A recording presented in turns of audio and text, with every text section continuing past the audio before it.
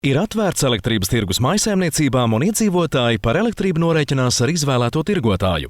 Savukārt elektrības piegādes un bojājumu novēršanas ziņā nekas nav mainījies.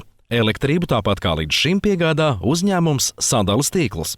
Neatkarīgi no elektrības tirgotāja, iedzīvotāji bojājums var pieteikt Sadales tīklam 24 stundas diennaktī pa tālruni 80 200 404.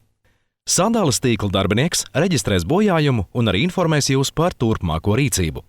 Lai brīdinātu par plānotajiem elektrības padeves pārtraukumiem remontdarbu dēļ, Sadales tīkls arī turpmāk visiem klientiem, kas to izvēlējušies, nosūtīs izziņas ar paredzamo elektrības padeves pārtraukuma datumu un laiku.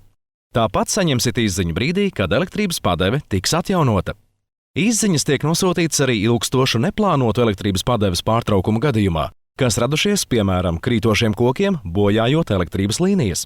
Tajās Sadales tīkls informē klientus par plānoto elektrības atjaunošanas laiku.